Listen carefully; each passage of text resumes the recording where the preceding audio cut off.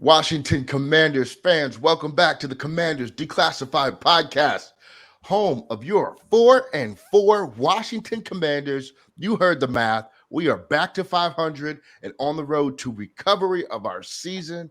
Man, I want to say, man, what an interesting game today. We'll talk about it a lot, but first, let me say what's up to my peeps. Happy Halloween Eve. Eric, what's going on? Oh man, good win today, I suppose. If not a little uninspiring, but I'll take it. Back at 500 gives me a little something to enjoy. I can enjoy for a few more weeks here. So glad to be here. Glad to be back at 500. Let's build from this. It's a dub. Hey, Brian, how you feeling and how you feeling about the win today? I am relieved. We've got a win. We are 500, and we can now start to lay the groundwork for the rest of our season, right? We're back on even footing, and no, this is a good thing. We're at 500. We have everything still ahead of us. Yes, sir. Yes, sir. I'm going to work in reverse order here. Eric, give me your player of the game today. Who would you say? Uh, well, as much as you guys are going to hate it, I'm going to go with number 4, Taylor Heineke. He got it done in the end. He completed. He made some big throws on that last drive. It was a little bit of he got bailed out by Terry on that deep ball, but I mean, look, he made a big throw on 4th down. He had a big throw to Rodgers. He got it. He did what he had to do. He escaped. He moved down the field. He bought time with his legs. He did what he had to do to get it done. And you put the ball up and you let your players make a play, and that's what he did to Terry. And I'm actually kind of upset they didn't review that because I thought Terry scored on that play. He looked like he got over the line when he was twisting before he hit the ground, but I'm not going to worry about it because we scored the next play and ended up winning the game. But look, Terry McLaurin was great, so he's my 1B, but I'm going to give it to Taylor Heineke because the quarterback always gets the credit. Chicks love the quarterback. Hey, Brian, who's your game Wait, ball what? going to? I don't know how to take that. Game ball has to go to the guy on my background right here, and that's Terry McLaurin. For most of the day, we weren't able to do a whole lot. We had some chunk yards here and there throughout the day, but whenever everything kind of looked down, Taylor threw one up, and I mean threw one up prayer style to Terry McLaurin, and he came down with it and he made a play. Just that last catch there to wrestle it away from Stephon Gilmore, and that's somebody who we talked about on the preview pod. We would have to pay attention to Stephon Gilmore, and he was right there to take that ball away. And Terry said, "No, not today. I got this one." And when you feed Terry McLaurin 6 catches, 113 yards, good things happen. Like, we've got to keep doing that. If we keep doing that, the offense will continue to move. Yeah. Terry was an absolute monster. He has been for the last 2 weeks. If there's nothing else you can say about Taylor Heineke, it's that he gets your highest paid wide receiver the football. He gets your best offensive weapon outside of Antonio Gibson, the football, on a consistent basis, and that is critically important. My game ball, I'm going Jamin Davis. He had a huge, and I mean a huge stop at the goal line. Jonathan Taylor gets the ball. Jamin Davis is there practically when the handoff occurs, knocks him down, stops him short. He made several huge plays today. I'm going Jamin Davis because if they score that touchdown, we're probably not here talking about a win today. So, Jamin, you get your credit. What do you got, Eric? I would one-up you there. I'll say Cam Curl because he made the stop on the 1-yard line that allowed Jamin to make that play. He did. That looked like a touchdown. That was a great stop by Cam Curl to play before. Big time stop. I love how the announcers called out Michael Pittman on that play because he got greedy. He tried to dive inside, and he could have just kept stringing that run along and would have walked in the end zone. But give Cam Curl credit. He made a play when there was a play to be made, and he took him down as well. You are absolutely right. So give Cam Curl some love. Shout out to Lorenzo Alexander. He hit us on Twitter and said that Cam Curl was his favorite player on the team right now. So, and look at him stepping up big today. All right. Let's talk about where this game was won. Eric, if I said to you, where was this game won today, you would say what? On the Indianapolis sideline. Well, no, I won't even say that. We benefited. This game should have been a blowout. We couldn't get out of our own way in the second half. This game was won by individual playmakers making plays. Terry McLaurin, Curtis Samuel, Taylor Heineke stepping up, Armani Rodgers making a big catch on a crossing route in the fourth quarter. This game was won by the players. The coaches did the players no favors today, especially on the offensive side of the ball. So 100%, this game was won by the players. And thankfully, Sam Ellinger was unable to out Taylor Heineke today. It was crazy watching those two on the field at the same time. It was like, God, I feel like I'm It was still like that Spider-Man meme where they just point. Yeah. Exactly, man. Exactly. But we got the better of it today. Brian, where do you think the game was won? Yeah, no, I think Eric has a good point there. There was a lot of individual efforts that really kind of pushed us over the top. Antonio Gibson in the pass game, Curtis Samuel in the pass game, of course, Terry in the pass game. Jamin had some nice run stops, though he did give up that big pass play that got them down to the goal line for him to make that tackle. That was a ridiculous catch, though. Like, that wasn't just poor coverage by Jamin. That was a dime and a great catch. He was in the worst position. You got two responsibilities. Sometimes it's a perfect throw. There's nothing you can do. He wasn't in that bad. I mean, compare his coverage today to what he looked like against Jacksonville, and he's like a million times better. Come on, man. I mean, that was just sometimes somebody just makes a great individual play, and Nyheim Hines made a brilliant catch, and that was a really nice throw. Jamin wasn't in that bad a position. He's doing good. Film hounds back me up on this, or prove me wrong if you watch film. It didn't look bad. It didn't look like he got torched or anything like that. That was just a great catch by Hines. Agree. I think another guy is Jonathan Allen. He had like 9 total tackles today, a bunch of tackles for loss. Like, he was dominant. He abused Quentin Nelson, who is a Pro Bowler, been all pro, like one of the guys that people talk about as one of the better guards in football.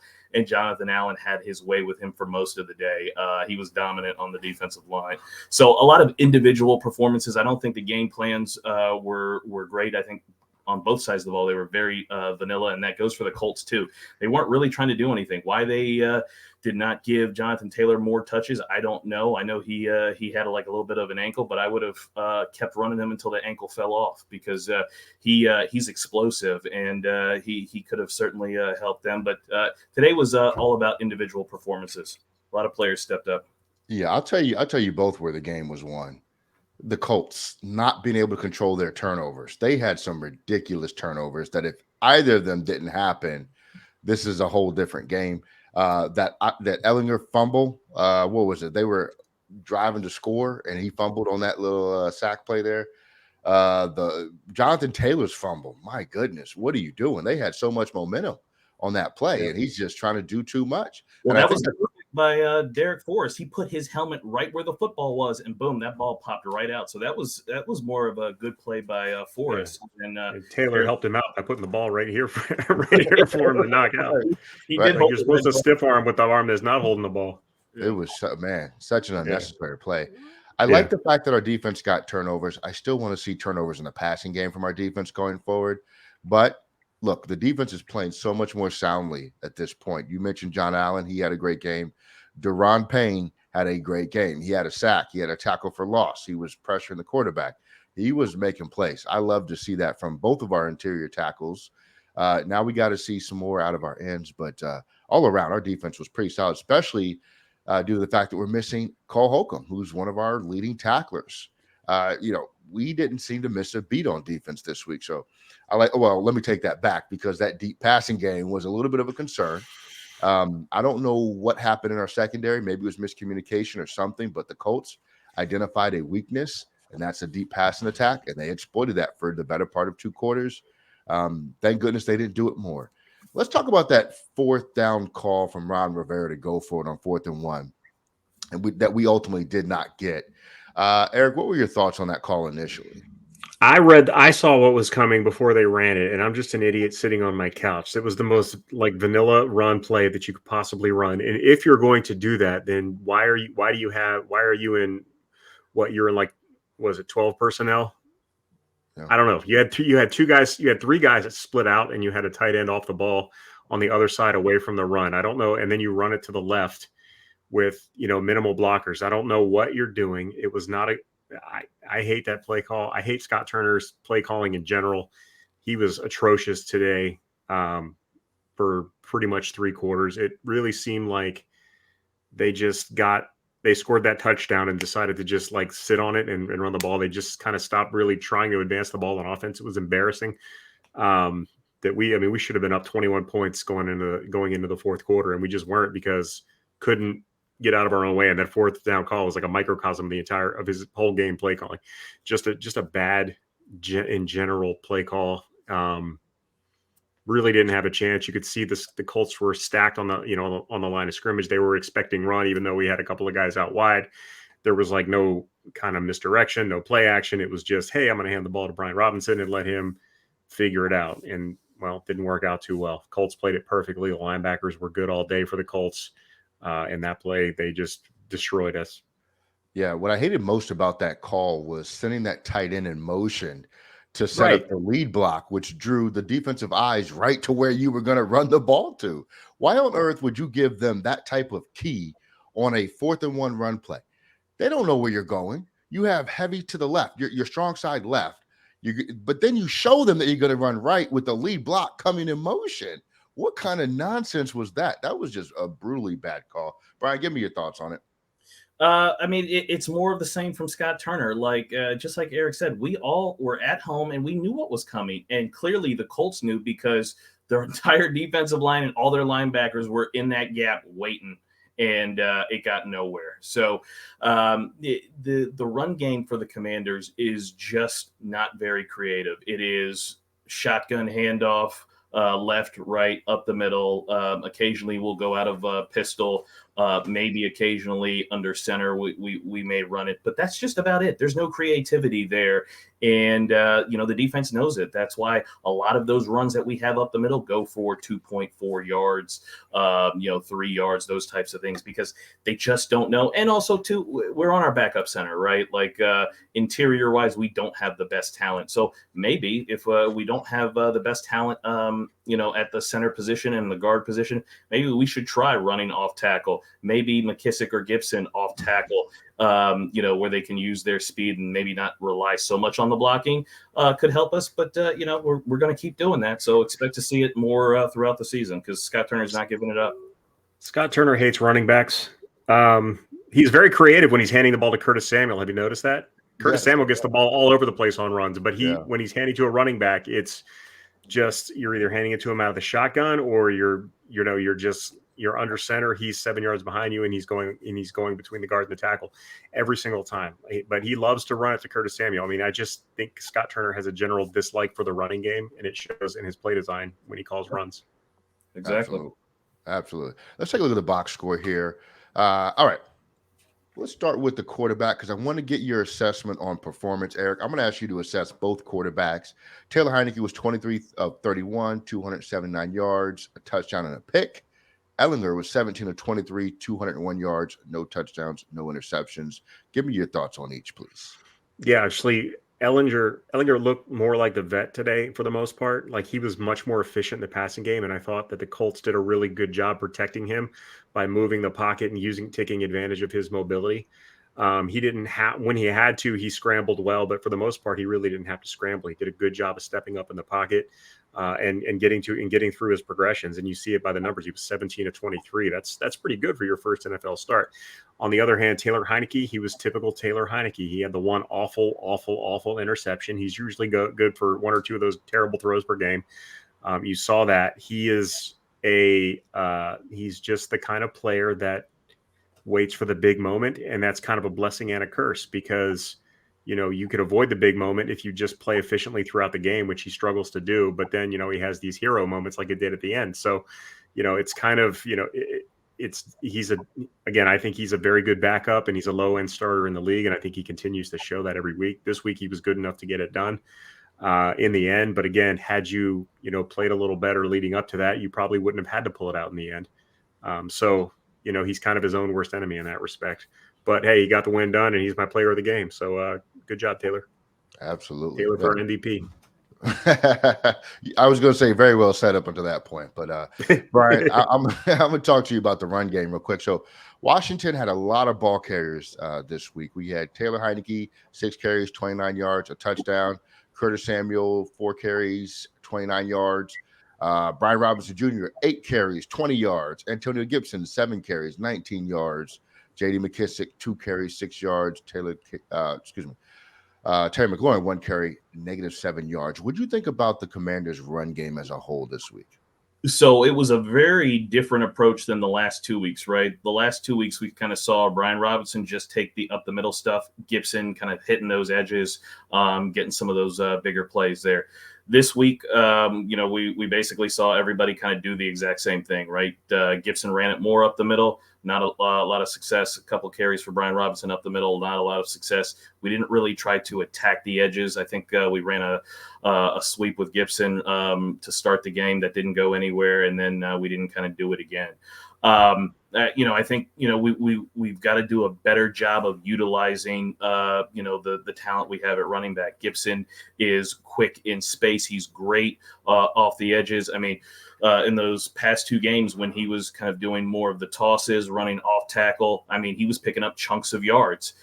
Him running up the middle, I mean, that's not what we want to see. Let Brian Robinson get the 2.4 yards a carry up the middle and soften the defense, and then let him attack, and then let him be in the pass game like he was today, because he was awesome in the pass game. But I think they need to kind of focus where our talent is and do a better job of it, because today's running game was not very good. It was not good at all. The Colts defense is good, though, right? The DeForest Buckner, Okirky, the linebacker, Franklin, the linebacker, Leonard made some big plays, even though he didn't have that many snaps today.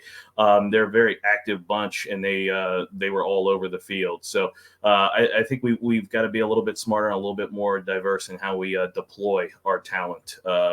And we can't just kind of jam everybody up the middle and expect big things. Yeah, I was so confused who Shaq Leonard was, by the way. Thank God the announcer, Clary's like, oh, no, Darius Leonard just changed his name. I'm like, oh, my God. Who is Shaq Leonard? He's a beast. Yeah, he is. Yeah, he is. I thought that in terms of the Colts, Jonathan Taylor had 16 carries, 76 yards. He did have the fumble. I thought he looked better than he has for most of the season. He definitely didn't look anything close to what he looked like last year. But that run game by the Colts suffers from a similar issue to what our run game does in terms of the coordinating that's going on, at least this season. Paris Campbell is electric. Holy crap. Thank God they didn't get him the ball more. He had 1 carry for 28 yards. Naeem Hines had 5 carries for 20 yards and a touchdown. He looked great near the goal line. Ellinger had 6 carries for 15 yards. He had a couple of really big runs that were called back by holding penalties. Thank goodness for that. And so as a whole, I thought the Colts were relatively effective running the football, but could have been much more effective had it not been for penalties. And I think really a bad job by the offensive coordinator to keep that going. Eric, your favorite position, your favorite player, the wide receivers, Terry McLaurin led them all. 6 catches, 113 yards, long of 42. Antonio Gibson, 7 catches, 58 yards and a touchdown. Curtis Samuel, 3 catches, 50 yards. Cam Sims with his usual 1 catch for 21 yards. J.D. McKissick, 3 catch, 14 yards. They spread the ball all around. What do you think about the Commanders' passing game today, the receivers? Yeah, I mean, it was good when they needed it to be. Again, it's, Scott Turner tends to get a little conservative when they have I don't know if it's a Scott Turner thing or if it's a Ron Rivera thing, but they tend to just get conservative when they get a lead and they don't want to expand on it.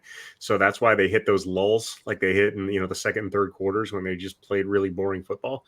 But when they had to do it, they did it. And Terry McLaurin is homecoming. I mean, that little crosser that he caught in the first quarter, like, you don't always think about, because a lot of times he makes those contested catches, and that's kind of what he's starting to become really known for in the NFL. But man, he has got some jets. Like, you don't really, you see the 4.35 40 or whatever, but you don't think about it. And then you see him just turn it on that crosser, and he was smoking on that run. And of course, the huge catch at the end. That's the second week in a row he's embarrassed a top-notch cornerback with just like a filthy catch. So I look for more of that from Terry. He's there's a reason they paid him that money. He's living up to the hype this year, and Heineke's doing a much better job than Carson Wentz of feeding him. So I say we keep that going, regardless of who the quarterback is. That's the guy you got to get it to. And shout out to Antonio Gibson. He's going to lead me to a victory over Ellie in fantasy this week, hopefully.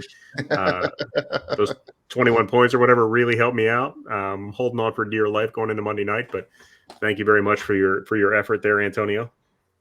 Eric, you just mentioned those crossers for McLaurin. Like, why does Scott Turner not just wear those crossers out. I would give Terry McLaurin like 4 or 5 of those, each quarter. Like, I just keep doing it till the defense proves they can stop it. I think Scott Turner really gets so excited about all the plays that he's drawn up that he just has to get them all in so he doesn't stick with what works. I can't think of any other explanation because like those little wheel routes to Gibson in the first half were killing them. Yeah, And then then we they just stopped we doing just it. stopped doing it. And I really think that he's just like so creative with his play design that he just wants to show everybody how awesome his I think I really think it's like a little bit of an ego thing with him where he just has to show everything that he has drawn up. And he's got the genius complex and it's hampering him because I think his play calling is terrible. He definitely draws up like that crosser to McLaurin. The way that he drew up the route was great. Yeah. Like the little, he kind of just looked like he was running a little hitch, just hung out for a second and it was a great, play design. But it's just like Scott's like, all right, we ran that one. Let's run my next brilliant play. And I see that week in and week out. And it's frustrating that he just is, he doesn't want to stick with what works. So yeah, I would love to see more of that too, but I'm not holding my breath for it. Yeah. The Indianapolis receivers, Alec Pierce had 3 catches for 65 yards. He looked really effective down the field. They didn't complete a lot to him. They probably should have. Michael Pittman, 7 catches, 53 yards. He made the boneheaded play near the goal line where he tried to sneak into the end zone instead of extending that run. And then he had that critical drop late on that last drive that they had that was looking like that was going to turn into a huge play. And he really let the team down today. Even though he had 7 catches on 9 targets. Paris Campbell, 2 catches, 43 yards. I have no idea what is wrong with the Indianapolis Colts and why they are not targeting him more. The kid was just making plays anytime the ball got in his hands, and they only targeted him twice. Nyheim Hines, 2 catches, 29 yards. You know what he does. Look, they have some weapons. They have no clue how to use those weapons, and especially not with Sam Eilinger as a quarterback. So I'm not going to complain about it, but man, that could have been a different outcome if they had some idea about how to use the talent on their team. And the funny thing is, coming into this game, you know who the Colts reminded me of? Us. And they have the same problems. They do the same goofy things. They make the same mistakes in terms of talent management and roster usage. It's just such a goofy thing. All right. Enough with the stats, box scores. Give me your final thoughts, fellas. Eric, give me your final thought on the game today. Not so much on the game today, but the win streak in general. Not to be a negative Nancy, but that's how I rolls. This is the most uninspiring 3-game win streak I've seen in a long time. Wins are wins, and I take it. But I mean, I still don't see this team as any kind of a threat. I think this is just kind of what we all expected of like the team goes on a nice little run in the middle of the season on their way to 7 wins. And I think that's what we're looking at right now. I hope I'm wrong, but based on the past 3 weeks, I just don't think that this team is its record. And I think it's going to be its record for the rest of the year. And I think we're going to be hovering around 500. I still think we look like a 7-win team. We're going to play some better opponents later on this year, starting this week. And, I hope we can continue it, but I'm not super excited about the way that we've won these games and what that looks like for us moving forward. So please prove me wrong. I'll take it. Brian, what are your final thoughts on the game? My final thoughts is we get to have a victory Monday again. That's awesome. That's great because we don't get too many victory Mondays around here. So that is a good thing. We don't have to worry about a loss hanging over our heads. But I will say this. There's a if anybody's ever seen The Dark Knight Rises, right? I think Bane says to Batman, "Victory has defeated you," right? We can't let this win, kind of defeat us. That we've got it all figured out. We do have to do better. We've got to clean up some of these mistakes. We do need to be better on offense and defense, and with our coaching decisions. At the end of the first half, I don't know what that was. If we were trying to score points or just run out the clock, like our 2-minute offense, our no huddle offense, I just don't see it there. Like, we need to get better at these things, because if we think that we're going to play a Sam Ellinger every week moving forward, we're not. We're going to play some teams who are really, really good, and we need to be prepared because as we go along, these teams get better. So we've got to learn from it. It's awesome. Great win, and we've got to get better for next week. Brian, I got a question for you, man. What was the better movie, The Dark Knight or The Dark Knight Rises? That's not even a what? Yeah, it's. Are you asking? Yeah, it's Rises. What? Right. No, the one with yeah. Bane. This on. is telling me a lot about you. Wait. The one with the Dark you Knight like is the one with Heath Ledger as the Joker. Oh, okay. Yeah. All right, It's like fine. the best superhero movie ever made. I'll Yeah, go with that one. I'll go with that one. Okay. That's, I mean, don't Yeah. let me sway your All right. opinion or anything, but I mean, I just hate to see you be that wrong on the internet where everybody's watching. That's all I'm saying. Yeah. I'll take that one. The Joker one. That's good. But I don't. I was making sure. I just wanted to know, man. I wanted to know. That's I'm all. not a fan of the new one. I'm not a fan of the new one. Yeah. We're on the same page. Oh, I love the new one. I didn't like the new one either. No, I didn't like. I know you loved it, Eric. You told us. I did. I loved it. I thought it was great. You loved it. I thought it was a little too dark. Like it was intentionally dark. Anyway, Commanders. My final thoughts. My final thoughts. You know what? It's a good win, and I put this out on social media, and I'm actually going to read this tweet as soon as I find it. However, you can find us all on social media. Eric is at ETROD42. Brian is at Mr. Who, 2 O's, 1. And I am at Declassified WFT. My tweet is my final thought today. And look, the reality is this game checked all of the boxes. It proved why you need a long-term starter at quarterback. It proved why fans love Taylor Heineke so much. It showed how our defense is making big plays and strides, and the game plan featured Antonio Gibson. It's hard to argue with what happened today because it was a win. Are there opportunities? Absolutely. But we will take every dub we can get. That's it. That's all. Folks, if you have made it this far, please subscribe. Tell your friends to tell some friends. Click that subscribe button on YouTube if you're watching us. If you're listening to us and you're already subscribed, we appreciate you. Thank you for riding with us this long, and keep on riding with us. Your Commanders Declassified podcast, fellas, out of here.